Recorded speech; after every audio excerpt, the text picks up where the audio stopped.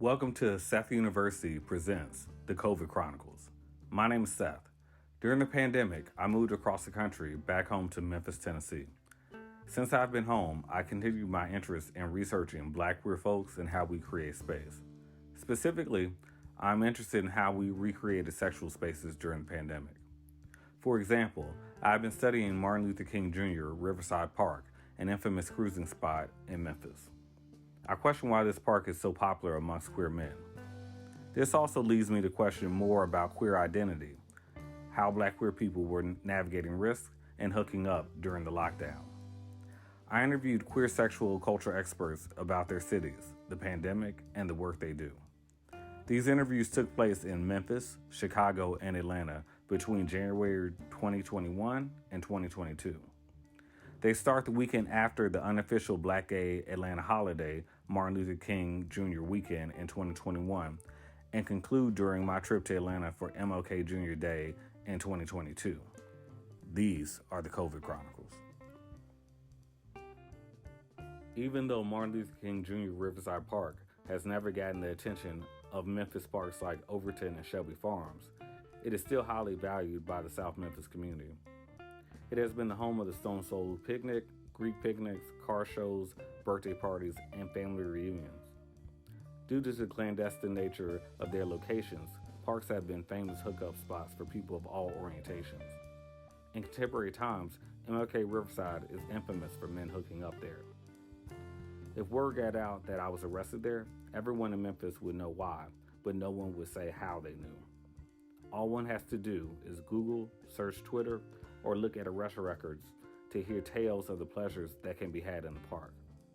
Whether it be men hooking up, custody visitations, queer teenagers smoking weed, or side piece dates, I've seen all types at MLK Riverside enjoying the isolation of nature.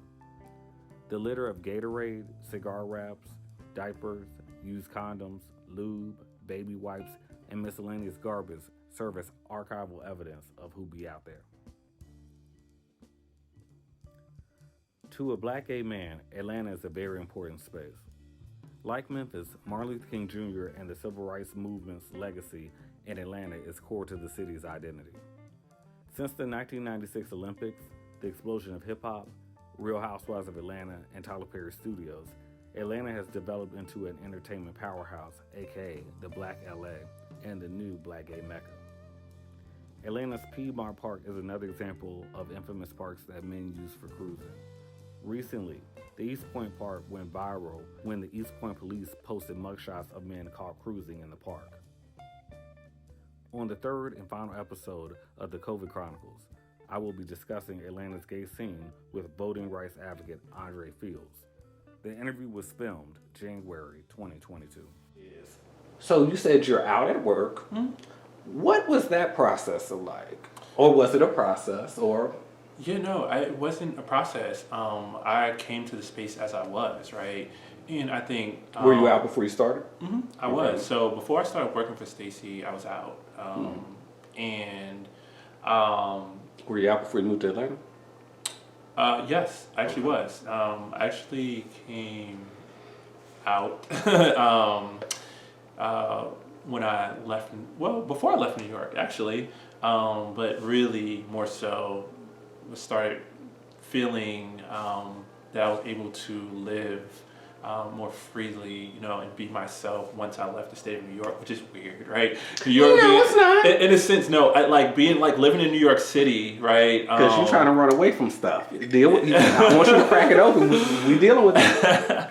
And when I moved to New Orleans in the South, right? It was interesting, right? That in the South, I was able to sort of like break out of that cocoon, right? And just like live like as myself. Now you're jumping to probably question 8 or 9, but since we're here, I want to talk about this. Yeah. Because to me, what you're getting at is a couple of different things that I know about that I think we're going to get to later on in the conversation, but I'm going to stay at space for now. Yeah. You dropped New York, New Orleans, and Atlanta. And then Atlanta, yep. Can you talk to me about those spaces?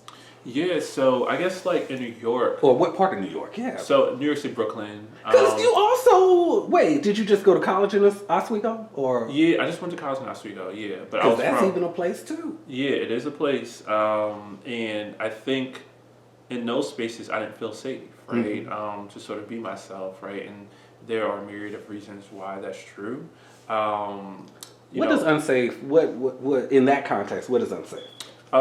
unsafe in that space meant I did not feel if I was the person. Well, first I didn't know who I was, Okay, right? I didn't know fully deal. who I was, right? But then secondly, even if I did know who I was Sexually, right? I do not feel as if that would have been a safe space for me because of the people who I was surrounded with, right? And comments, right, that they made, sort of just the way people that you chose to surround yourself with. People that I chose to surround myself with, and people that I was surrounded with, right? I Right, just want both. to be like, It's you know, both. I think Because I'm making fun of Alpha, obviously. right. But go ahead. And I think that was difficult for me, right, to sort of be myself. But then once I left that space, Oswego, right, and went back to New York City, I just said, look, I can be who I can, you know, be who I am, right? So then that's when I started having those conversations, right? That's when I really first started going and entering into queer spaces, you know, because I made friends through Alpha, right? I made friends through Alpha. I'm not talking so much shit. I made other, you know, queer friends through Alpha, and I believe that allowed me to see, like, oh my God, like, there are these, like, beautiful spaces, right? Like, with people who are like me. How I think it's about walking around. So go ahead. So like there are these people who are introducing me to these spaces, right? And also this is my first interaction with community, and I think that was the biggest thing for me. And my first interaction with community wasn't, you know, sort of like, oh, like, you know, let's sleep together. It was more so, hey, like, I see you wanted the baby gays. Like, you know, what questions do you have? What does community mean in this context? Community for me means like other queer folk, right, in spaces, right? We share an identity, right? We share sort of this. We share this want to grow, right? And also to understand ourselves, but also protect one another, to teach one another, to support one another, right? And challenge each other. I decided I'm gonna join this actually. Okay. Part of the reason is that I feel like I could edit out me looking at the questions, but I'm tripping over trying to, cause how do I put this? Some of the stuff that you're talking about, we both kind of know about thanks to being queer and black and all that, but also Alpha as well. So, still your show. But, okay. So, one of the things that I found interesting about what you were just saying is specifically how it is that you talk about community. And what it is that we mean by community. Because one of the reasons I'm not going to say push back, or poke at it, shade it, is because I'm thinking how Alpha works in fraternity in general. And even, I think it's funny, I feel the need to say that. But fraternity in general, on one level, is homophobic. But on another level, has been, especially for gay men that I know, and that have met me, has been a way to both experiment queer sexually, but also experiment with what a gay culture or brotherhood in the gay community or whatever that means too. So that, I think that's what you were kind of getting at. It was, right? But I think more so for me, it wasn't more so like the sexual piece, but more so the brotherhood and like, really, because at this time I'm really trying to understand, like, you know, what it means to be a queer man, right? And I have no sort of blueprint, right, other than what I'm seeing on TV or like what I'm reading, right? But I didn't have like that sort of I didn't have that human experience of, you know, another person who sort of had, you know, I met brothers, you know, who had been out since maybe their teenage years, right? Or some who had come out a little bit, you know, earlier than me, right? And I think sort of having conversations with them and sort of learning and bouncing, you know, ideas and whatnot off of folk really helped in some of my growth. And I think these also planted the seeds for some like really long-lasting friendships. I feel alphas have been the least progressive gay men that I've met. No. These I'm talking about the queer alpha men that I've like. There's a difference. Yeah. There's a difference between alphas that you know or fraternity brothers that engage in gay sex or sexuality versus meeting another out gay or queer alpha. I feel that most out gay alphas I find myself loving and thinking that they're cool as hell. Down low ones. Right. And I think my experience more so has been with the brothers who, and most of us started in like that same space, right, where we were trying to figure it out. And I think together we sort of like, we've grown, right? Because I think back to some of my like really closest friends now, right? And I'm thinking back to like, 2010, we're in Las Vegas in convention and we're trying to like, I remember that. We're trying to sneak around, right? To basically like find out where the girls at, right? Like where can we go like let our hair Where down, were they right? not? No. At that convention in particular. I'm saying like, you know, but also like still protect. I know what like, you mean. Right? But, because. But I want to push back against that protect. Talk to me about that. Yeah, because we were not comfortable yet, right? Okay. Like being like fully who we were. This is like, you know, this is still early stages, but by the time, let's say we get to like an Eastern Regional Convention in like Buffalo a couple years later, right? The girls just like, oh, hi. Okay. Do you feel safe in Atlanta? I do. I feel very safe in Atlanta.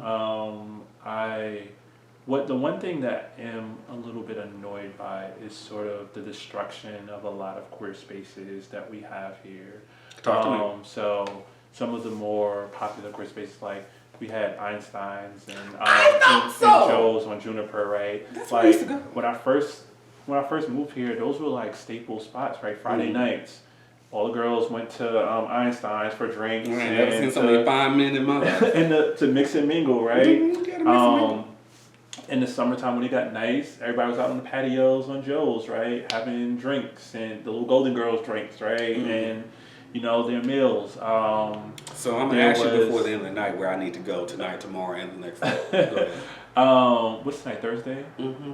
Oh, go to G's. G's? Yeah, G's in Midtown. So just walk through.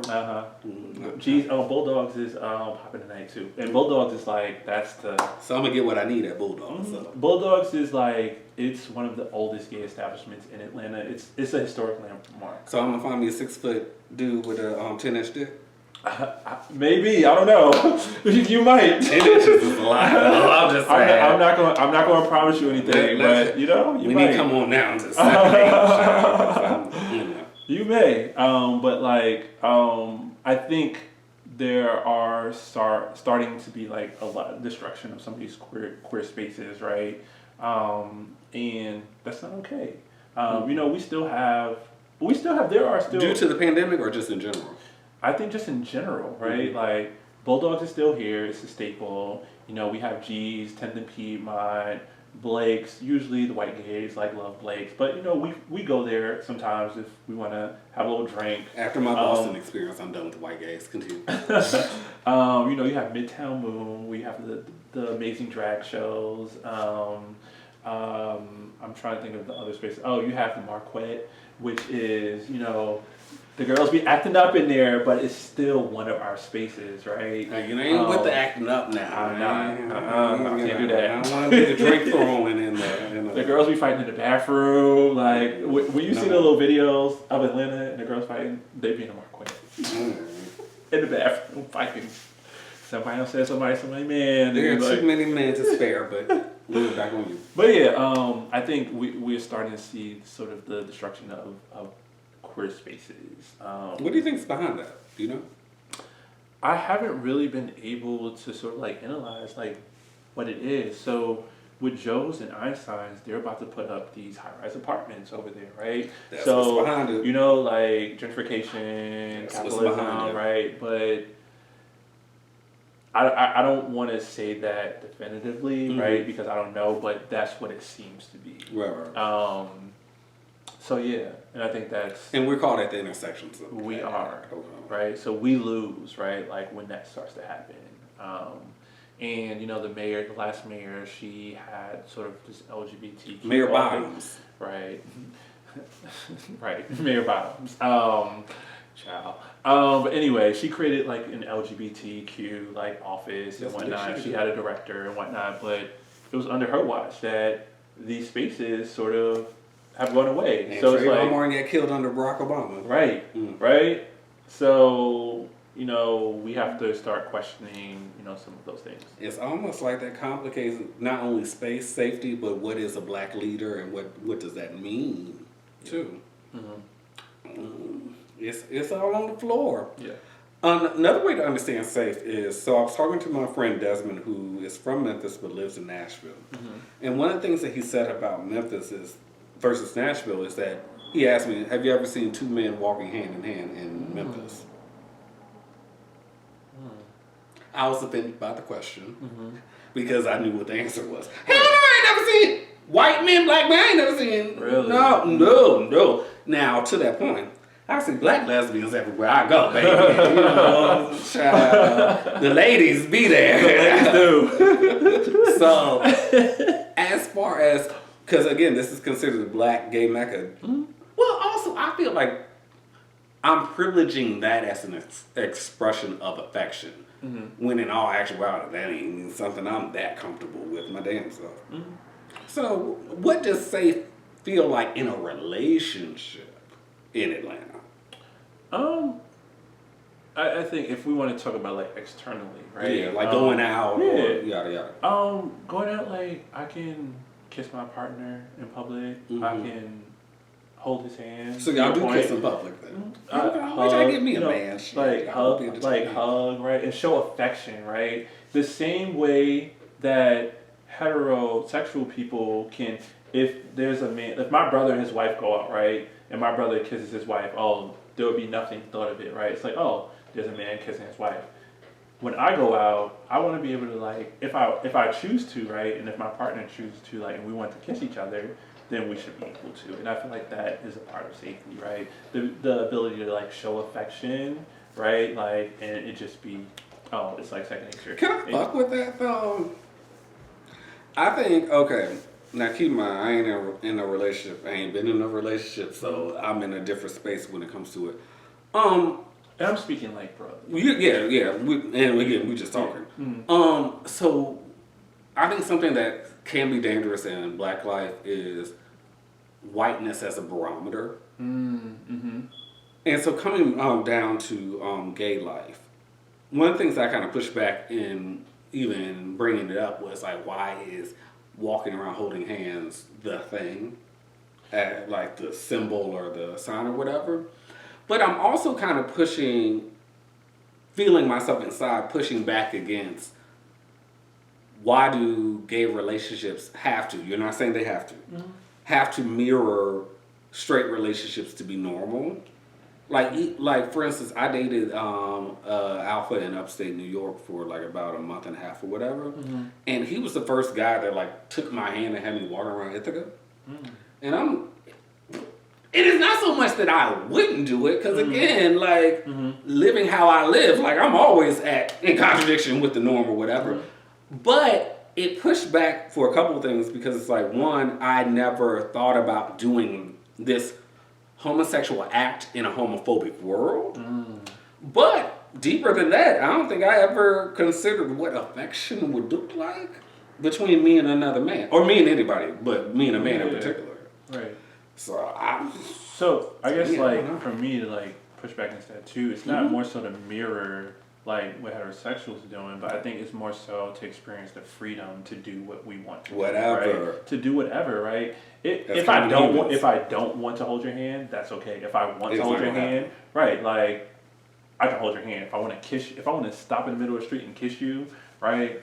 I'm going to do that. If I want to like grab your ass while we walking, I should be able to do that, right? Like, so I think it's just more so about freedom as opposed to like trying to mirror anything that anyone else is doing. And I think I used a bad example by like saying my brother and like his wife. But I think you, for the purpose of this, I think it was important for you to say it so that we could have a common conversation. Because it's kind of like how I definitely feel this with my students, that sometimes they feel the need to have the right answer. When really, any damn answer, if y'all would just talk back to me, any answer you give me, I can bring it back to the point. Yeah. And so with that, it's like, yeah, that fell into the heteronormative critique. But what I'm kind of getting from it is that, more so in my life personally, is that I've never been in a relationship where I've been in love. So thus, I don't know what those actions of love on me look like. Whether we're talking about to compare them to straight people or just as natural, yada, yada, yadas. And I think too, that's important too, because a lot of times when I've talked to friends about this is even like an experience with myself, and my therapist like really dragged me one day when I was saying like, oh, like, you know, I love this person, right? And she said, so what's your definition of love, right? And I froze because at that point I could not like really give like, I couldn't articulate like what a definition of love was. Not right? a real one for you. Right, not a real one for me, right? And I think that is the case with a lot of folk that I've spoken with. Most is that, folks. like, yeah, it's like, and we can't articulate it in a way because we've never like experienced it. And that's not even just like in a relationship sense, right? This can be in like from family or friends or whatnot. So we're trying to create in our minds like what we think this is, and that's, I feel like, this is my personal opinion, but like I feel like that's how we sometimes be burned. Yeah. After reading Rest in Peace Bell Hooks, All About Love. My girl. What, for me, I found it's not so much that I didn't know what love was, I didn't have a language for it. To, you know, articulate what it was, but specifically what I needed, what I wasn't getting, what I didn't like, all those type of things. And so reading that book really helped me with that. And so to that point, I kind of feel like we do know it because, not to get religious, that's God. That's the living power. That's the life water. That's whatever. That's a lot of us live off of, survive off of love, even if we don't know it.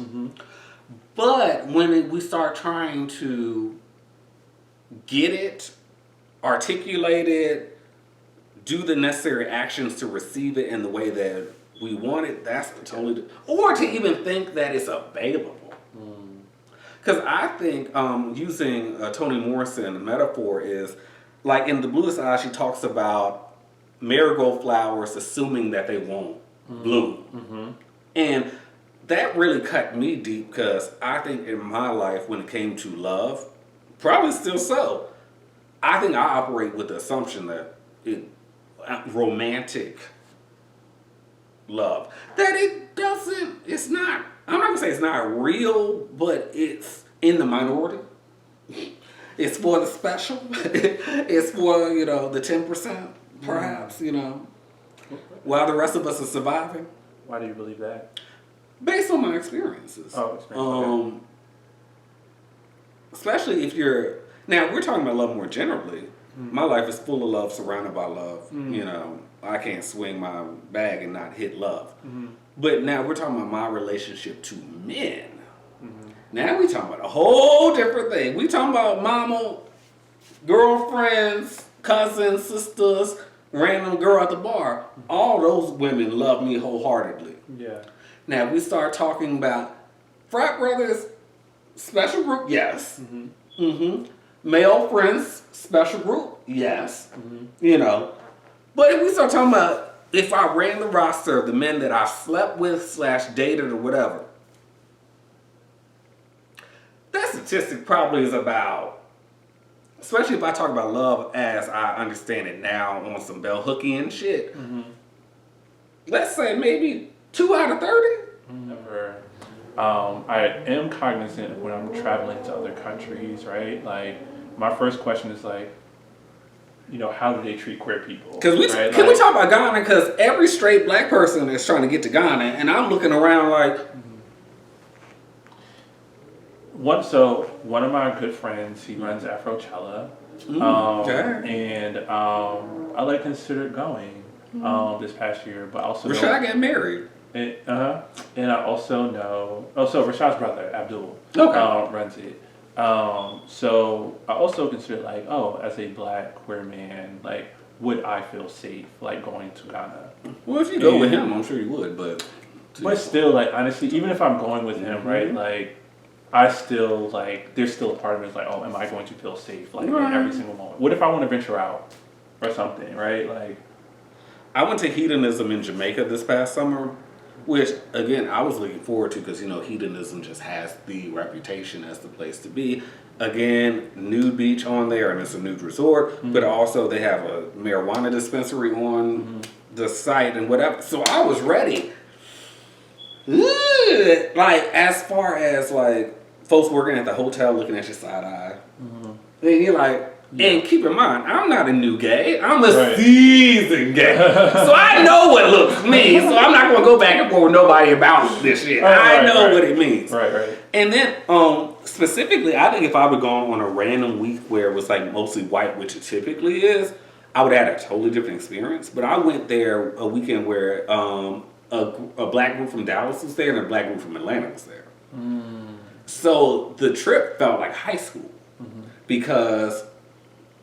I go to hang out with them. Naturally, I connect with the women, And so then the women adopt me as a little gay friend because that's what happens or whatever. Right. And then the men start verbalizing discomfort with me being around. But it's not a real discomfort. It's the, I have to say this in order to clear the air so no one thinks I am. Especially in this space where everyone is having... sex at free will, and it's not da-da-da. Right. So it's almost like deeper than Atlanta or Dallas. In Jamaica, they have to be like, no, I don't fuck with niggas because, it's that type of space. And so I didn't get any the whole time I was there. And there were times where I did feel a little unsafe. And it's not unsafe as in like niggas was coming after me in machetes. It's just like, if the dudes that are there on trips are kind of treating you, and the dudes that are working there are being, like, downright hostile, then if something did happen, then who would have your back? Yeah. And so that's why I ask about, because I always feel like me as a gay person, a black gay person at that, you ain't, except for Jamaicans, it ain't going to happen again until I go with people, you ain't got to worry about me going in a place where black gay people haven't come back and told me that it was the shit. Yeah. So, black gay people like them some DR too, and these other places. But even I ran into homophobia there. The first day they loved me and they thought me as a gay person was so interesting. But once they found out I wasn't tipping all of them, they were hostile. Like, again, I keep using high school as a metaphor. That's how it felt. I totally hijacked that question. Oh, no, it's cool. But I guess I just needed to get that off of my chest, child. That's been on me. Okay, so now, have you gone out for MLK Day in Atlanta before? Have you celebrated as a what's that like? This is my first time. It's actually a good time. So Atlanta has multiple prides. We got MLK. We got Pride in June.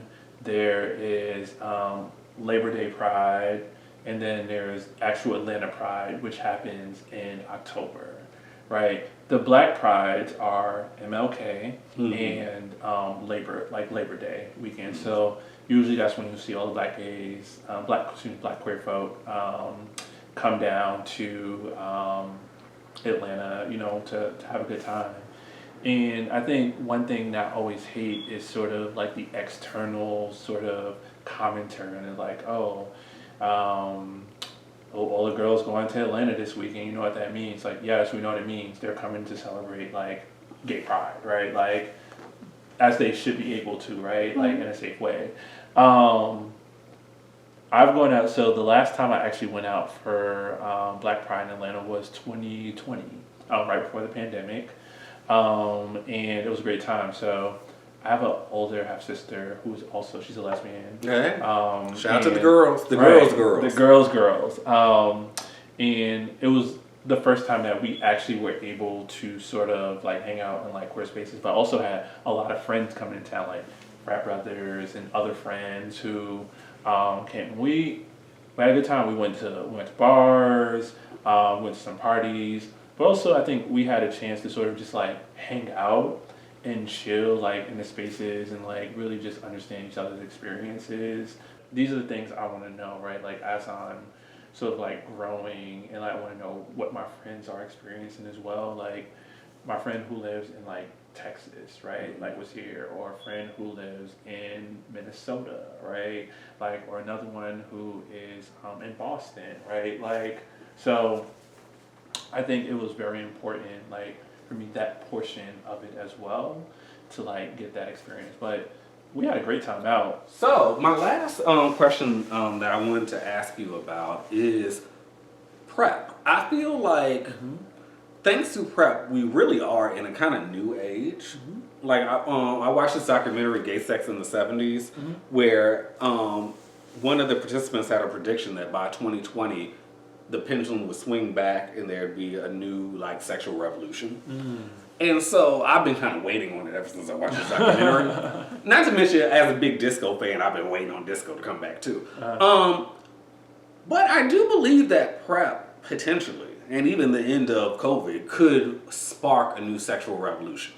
So, Well, you see, they have the new shot, right? That you get every 2 months instead of the pill every day. I haven't tried it, but I kind of heard about it. The thing about it too is I think our primary care physicians are like truly important, right?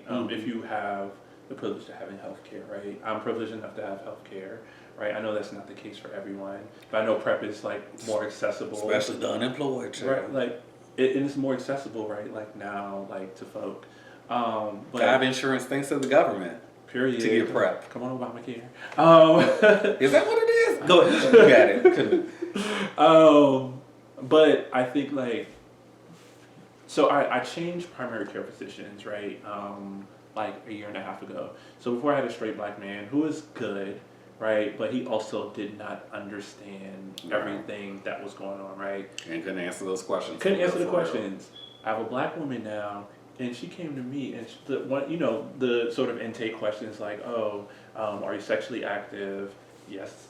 None of your business. Like, with men, women, or both.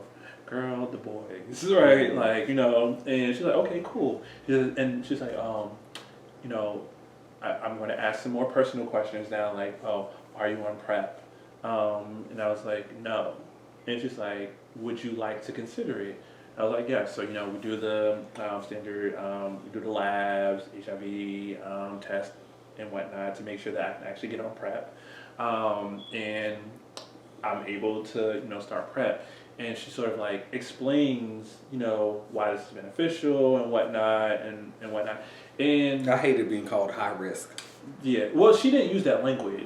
So she didn't use that language, which is good. Shout out to She did not use that language, but she says, I think this would, be good for you, right? If you want to explore that. And she explained why it would, be a good thing to. But as much as I hate the term high risk, for all the men who have voluntarily disclosed to me about the HIV status, nah, bitch, I'm high risk. Okay. Just based on the dude. You know what I'm saying? Right. Yeah, and I thought it was like really transformative, and I think it's, I consistently take my pill, right? Like, and I'm an advocate for it, right? Like for especially black gay men. In Atlanta, where we have high rates of The CDC is here. right. We have high rates of HIV and whatnot. Do you think? Because I feel like this is a provocative question, depending on who you talk to. Do you think one should disclose their status, and not just about HIV and AIDS? Do you think folks should disclose their any STD? Do you think that people should disclose their assigned gender? I feel like all of that is in the. Yeah, and no, because one, I think again, I want to go back to like sort of the freedom question, right? But also two, you're not obligated to disclose things because I think what again is safety, right? That comes along with disclosure, and also I think there's shame also that could come along with that as well. So if you want, Both. right? So if you want to, yes, but I don't think it should be obligatory for you to explain. And I know this is even something I've dealt with. Like we dealt with this at the legislature, right? I had the like school Democrats, right? Like on another reason, right? Like why disclosure should not be mandated, like a policy thing, right? Because it's written into law, right? And now we are like you're talking about like criminalizing like people yes. for things that they should not be going to jail for, thereby like adding to. And especially if you're talking about what is the non-traceable, what is the, I forget the phrase. Non-detectable. Non-detectable Mm-hmm. or undetectable. Mm-hmm. Now, it's like folks could potentially also be put in jail for potentially giving someone something that they couldn't actually potentially give. Mm-hmm. Yeah. Yeah, I think it's bad policy and just like bad practice as well. People should not have to, disclose. One of the salient ideas in the series is the legacy of Martin Luther King Jr. I interviewed Memphis Strokes after his trip to Atlanta to celebrate MLK weekend, and my last interview takes place there a year later. While Martin Luther King Jr. is widely understood as heterosexual, there is something to be said about his legacy that marginalized groups all over the world empathize with him and black folks' struggle for liberation.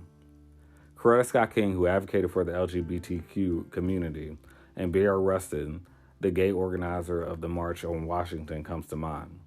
When looking at King from that angle, perhaps it's not such a surprise that so many black queer people have migrated towards Atlanta, Morehouse, Alpha, the Black Church, and social justice in its name. Coming back to the original question, so why do I think MLK Riverside is the spot for queer men, specifically black queer men? I think the closure of black gay clubs like Club 901 and Illusions play a role. Then there's the reality that the pumping station, the local leather bar, and the drag bars like Drew's and Atomic Rose are coded as white from the music and clientele to the decor. Black institutions such as the church, historically black colleges, and fraternities often exclude queer people. There are very few spaces to be black and queer in Memphis. Cathedral of Praise and Side Street Bar and Grill are notable exceptions. So there's something to be said about how spaces that are not read as valuable or important, like MLK Riverside Park, are often appropriated by marginalized communities, and how black queer people create and recreate these spaces to meet up and do what we do. We make a way out of no way. We create a space where there was no space. We do what we want to do. This has been Seth University Presents the COVID Chronicles.